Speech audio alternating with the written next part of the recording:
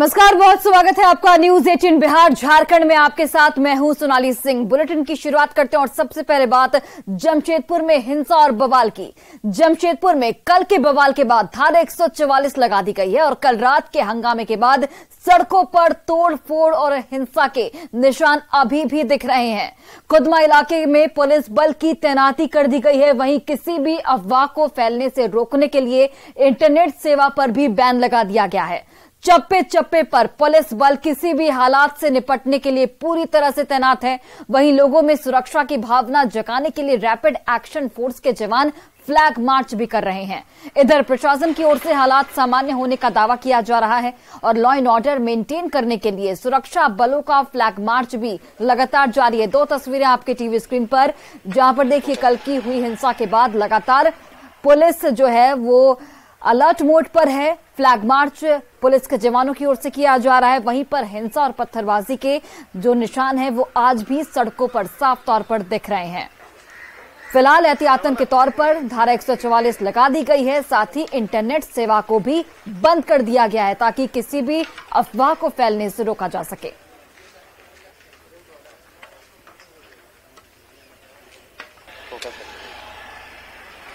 वर्तमान में सामान्य स्थिति है। शांति बनाए रखने के लिए हम लोग वर्तमान समय में फ्लैग मार्च कर रही हूँ ताकि यहाँ का विधि व्यवस्था कायम रहे। कब तक चलेगा फ्लैग मार्च? बस अभी तो प्रारंभ कर रही हूँ। जब तक यहाँ विधि व्यवस्था सही ढंग से स्थापित नहीं होगी तब तक हम लोग फ्लैग मार्च या चाहे पूरा प्रशासन हो, हमारे सीआरपीएफ हो, सबके साथ। अभी शांति है? हाँ, वर्तमान में कल रात से ही इस स्थिति में कंट्रोल पाया गया है। इंटरनेट सर्विस भी रोका गया है? कहीं पर भी वर्तमान समय में इस तरह का स्थिति होता है तो दो गुट के बीच तो शहर के लोगों को दिक्कत ना हो, इसके लिए इंटरनेट गलत मैसेज लोगों के बीच न जाए, इसलिए इस चीज को रोक दिया गया है। तो वहीं आप देखिए जमशेदपुर के कदमा में शास्त्री नगर में दो गुटों में हिंसक झड़प के बाद आज तीसरे दिन शांति का माहौल बना हुआ है। लेकिन इस शांति के माहौल के पीछे का दृश्य आप देख सकते हैं किस तरह इस हिंसक झड़प में आम लोगों को भारी नुकसान पहुंचा है।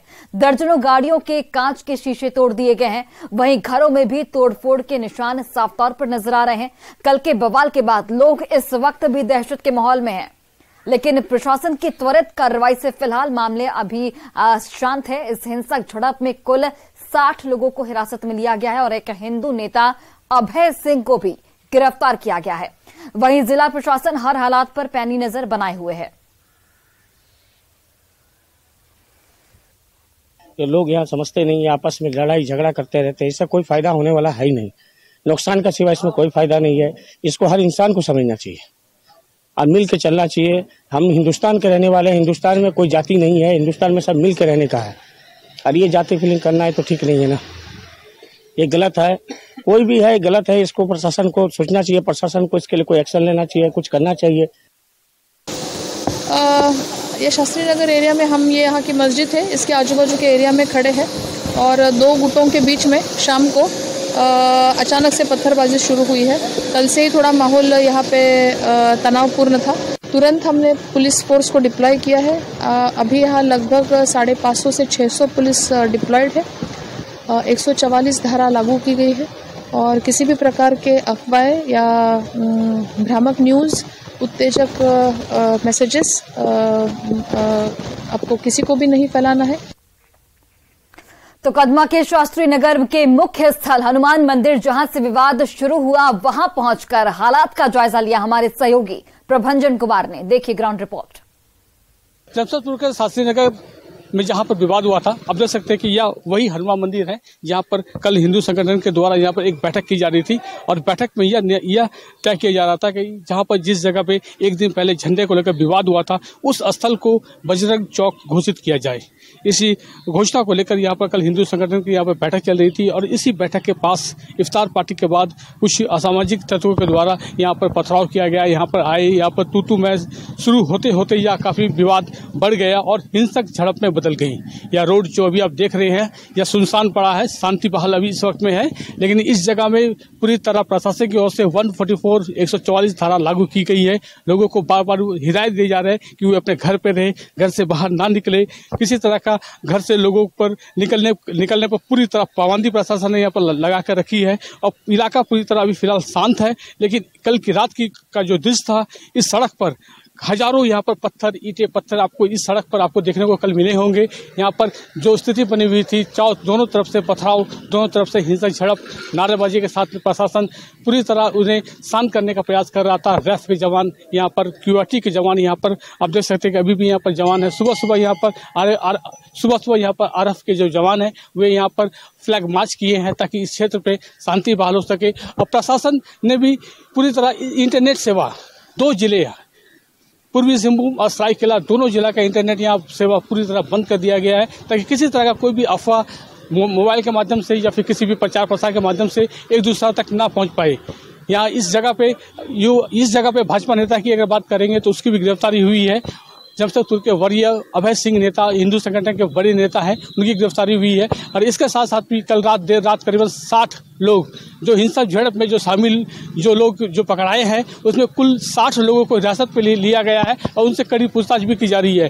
फिलहाल जिला प्रशासन ये अपील भी करती है कि लोग शांति से इस क्षेत्र में रहे, शांति बहाल करे। और न्यूज़ 18 भी इस क्षेत्र में लोगों से यह अपील करता है कि बिल्कुल आप शांत रहे, हिंसक झड़प में बिल्कुल शामिल ना हो, किसी तरह का आप अफवाह ना फैलाए, यह अपील न्यूज़ 18 भी करता है। प्रभंजन कुमार, न्यूज़ 18 जमशेदपुर।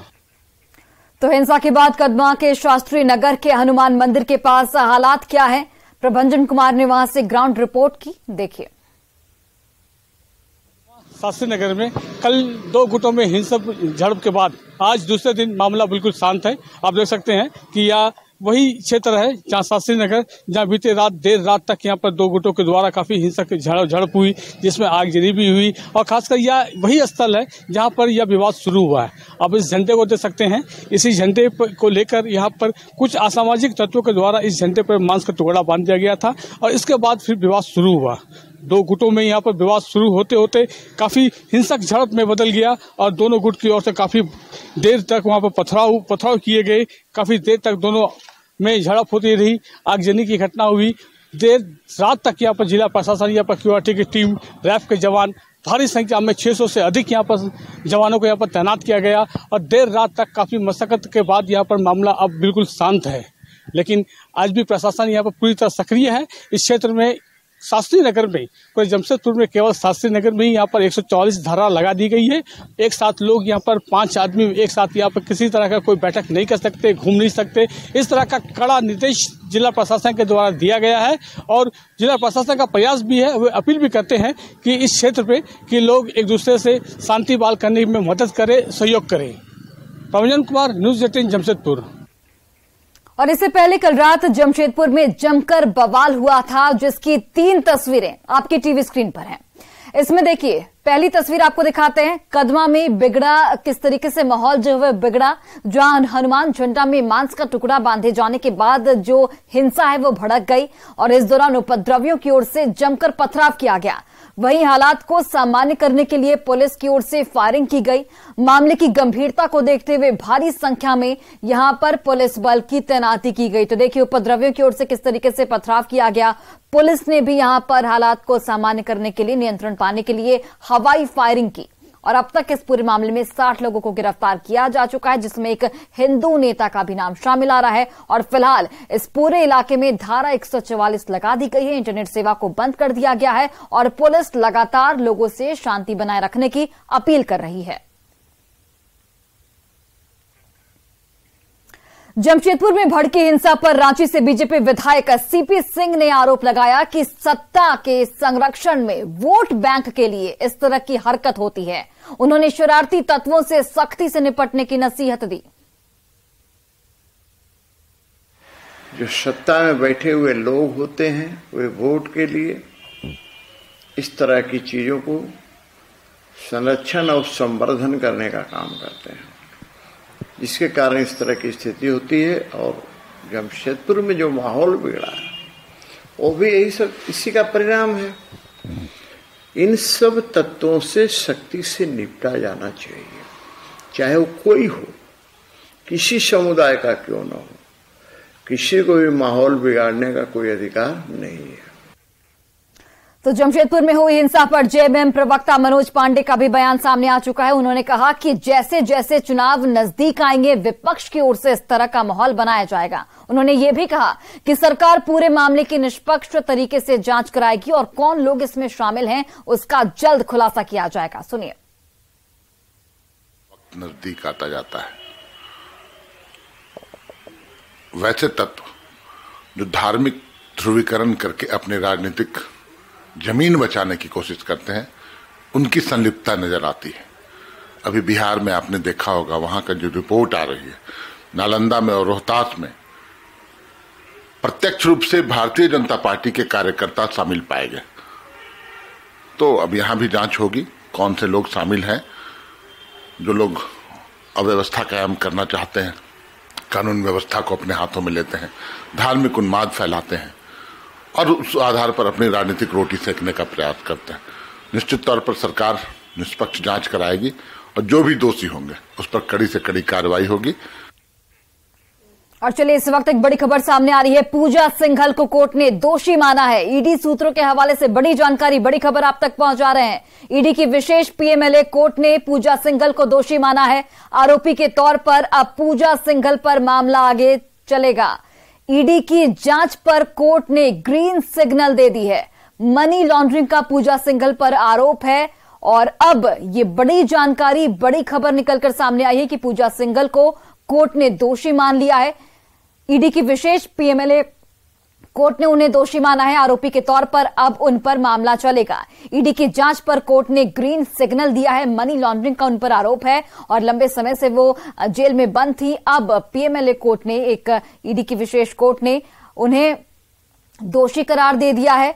अब एक आरोपी के तौर पर उन पर आगे की जो कार्रवाई है वो की जाएगी। तो इस वक्त की बड़ी खबर, बड़ी जानकारी आप तक पहुंचा रहे हैं। पूजा सिंघल को कोर्ट ने दोषी माना है। ईडी सूत्रों के हवाले से बड़ी जानकारी। ईडी की विशेष पीएमएलए कोर्ट ने उन्हें दोषी करार दिया है। आरोपी के तौर पर अब उन पर मामला चलेगा। ईडी की जांच पर कोर्ट ने ग्रीन सिग्नल दे दी है। जिस तरीके से ईडी ने इसके पहले जो तमाम पहलुओं पर जांच की, उससे अब ग्रीन सिग्नल मिल गई है। मनी लॉन्ड्रिंग का पूजा सिंघल पर आरोप है और वो लंबे समय से जेल में बंद थी। ईडी सूत्र ये बता रहे हैं कि अब ईडी की विशेष पीएमएलए कोर्ट ने उन्हें दोषी मान लिया है और एक आरोपी के तौर पर आगे की कार्रवाई उनके खिलाफ की जाएगी। और चलिए, इस खबर पर अधिक जानकारी के साथ सहयोगी शंकर आनंद जुड़ गए हैं। शंकर, अब आरोपी के तौर पर पूजा सिंघल पर मामला आगे चलकर चलेगा। कितनी मुश्किलें पूजा सिंघल की बढ़ेंगी? निश्चित तौर से देखिए, आज रांची स्थित ईडी की विशेष पीएमएलए कोर्ट से एक बड़ा फैसला आया है और जिस तरह से आरोपी पूजा सिंघल के खिलाफ आरोप जो है जिस तरह से तय हुए हैं, अब आने वाले वक्त में इस मामले पे जो ट्रायल जो है वो चलेगा। और पूजा सिंघल पर जिस तरह से संगीन आरोप लगे थे, जिस तरह से भ्रष्टाचार का आरोप लगा था और उसके बाद पूजा सिंघल की गिरफ्तारी हुई थी, निश्चित तौर पर उनकी मुश्किलें जो है आगे बढ़ सकती हैं। और जिस तरह से निलंबित आईएएस अधिकारी पूजा सिंघल पर आरोप लगा था और खासतौर पर जिस तरह से खनन से जुड़े हुए मामले में आरोप लगा और इसके साथ ही किस तरह से भ्रष्टाचार के जो आरोप कई लोगों के साथ में उन्होंने अंजाम दिया, तो एक तरह से कहा जा सकता है कि इस मामले में केंद्रीय जांच एजेंसी ईडी के द्वारा वो तमाम साक्ष्य सबूतों को कोर्ट में पेश किया गया था, जिसके आधार पर कोर्ट ने उसके खिलाफ बकायदा आरोप तय कर दिए हैं। अभी जब इस मामले पर ट्रायल जब होगा, ट्रायल के बाद इस मामले में आने वाले वक्त में सजा सुनाई जा सकती है। तो बिल्कुल, चलिए शंकर, आप नजर बनाकर रखिए। अपडेट के लिए वापस लौटेंगे। बहुत बहुत धन्यवाद आपका। और इसी बीच बड़ी खबर गिरिडीह से। जमुआ में जमीन विवाद में खूनी संघर्ष हुआ है। घेराबंदी करने आए रैयतों का विरोध लगातार किया जा रहा है। मारपीट में 6 लोग जख्मी बताए जा रहे हैं। जमुआ स्वास्थ्य केंद्र में घायलों का इस वक्त इलाज जारी है। मामले की छानबीन पुलिस की ओर से की जा रही है। तनाव इस वक्त कायम है और खूनी संघर्ष की आशंका यहां पर एक बार फिर से जाहिर की जा रही है। तो बड़ी खबर, बड़ी जानकारी गिरिडीह से, जिसमें जमुआ में जमीन विवाद में खूनी संघर्ष देखने को मिला। घेराबंदी करने आए रैयतों का यहां पर ग्रामीणों की ओर से विरोध किया जा रहा है। मारपीट में 6 लोग जख्मी हैं, जिनका स्वास्थ्य केंद्र जमुआ में इलाज जारी है। मामले की छानबीन पुलिस की ओर से लगातार की जा रही है। तनाव यहां पर कायम है और एक बार फिर से खूनी संघर्ष की आशंका जाहिर की जा रही है। नियोजन नीति के खिलाफ छात्र संगठनों की ओर से आज झारखंड में बंद का आह्वान किया गया है। यूथ एसोसिएशन की ओर से 60-40 नियोजन नीति के खिलाफ बंद की अपील की गई है। हालांकि शिक्षा मंत्री जगन्नाथ महतो के निधन के बाद झारखंड स्टेट स्टूडेंट यूनियन ने बंद के फैसले को वापस ले लिया था। इससे बंद को लेकर उहापोह की स्थिति दिख रही थी। हालांकि इसी बीच रांची के कई स्कूल भी आज बंद रखे गए हैं। अधिक जानकारी इस खबर पर दे रहे हैं सहयोगी गौरव झा। नियोजन नीति को लेकर आज झारखंड में स्टूडेंट ने बंदी का आह्वान किया है। हालांकि एक स्टूडेंट संघ ने जगन्नाथ महतो के मौत के बाद इस बंदी को मना कर दिया था और एक्सटेंड कर दिया था डेट को। वहीं एक स्टूडेंट संघ ने आज बंदी का जो है वो आह्वान किया था, जिसके बाद राजधानी रांची की कई स्कूलें बंद है। आपो की स्थिति बनी हुई थी कि स्थिति क्या होगी, क्या बंदी का असर होगा। और आज जो है वो देखने को मिल रहा है कि 60-40 के आंदोलन को लेकर पहले ही जब बंदी का आह्वान किया गया था, तो आज राजधानी रांची की कई स्कूलें बंद है। स्कूल ने कल ही अपने स्टूडेंट्स को मैसेज कन्वे कर दिया था कि आज स्कूल बंद रहेगा। और इस वक्त हम आप देख सकते हैं कि दिल्ली पब्लिक स्कूल के ठीक बाहर हैं और यहाँ भी हमें पता चला है कि आज स्कूल को इस वजह से बंद किया गया है क्योंकि नियोजन नीति को लेकर आंदोलन था। और पहले ही जब स्टूडेंट्स ने आंदोलन का आह्वान किया था, यानी 60-40 नाई चलतों के नारे के साथ जो आंदोलन का आह्वान किया था, उसका असर रांची में देखने को मिला है। और जो स्कूलें हैं, कई बड़ी स्कूलें जो हैं वो आज बंद की गई है। गौरव झा, न्यूज़ 18 रांची। और खबर हजारीबाग से है, जहां चौपारण थाना क्षेत्र के दनुआ घाटी में फिर से भीषण सड़क हादसा हुआ है। यहां दनुआ घाटी में कोयला से लदी दुर्घटनाग्रस्त गाड़ी में एक ट्रेलर और ट्रक टकरा गए। इसमें छड़ लदा एक ट्रक घाटी में करीब 30 से 35 फीट तक नीचे जा गिरा, जिसमें ड्राइवर और खलासी के दबे होने की सूचना है।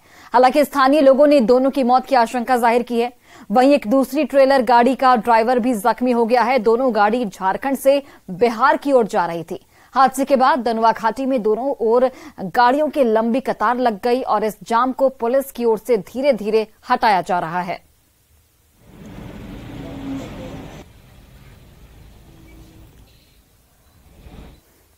गिरिडीह जिले के बगोदर प्रखंड के कारीमाटी के जंगल में लगभग 20 एकड़ के एरिया में आग लग गई। देखते ही देखते सैकड़ों पेड़ पौधे झुलस गए हैं। इतना ही नहीं, इस भीषण अगलगी की चपेट में वन्य जीव जंतु भी आ चुके हैं।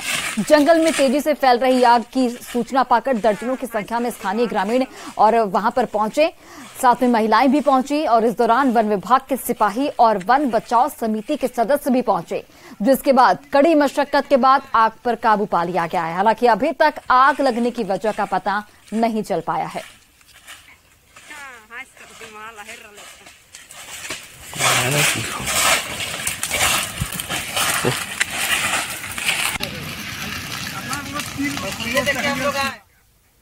और फिलहाल इस बुलेटिन में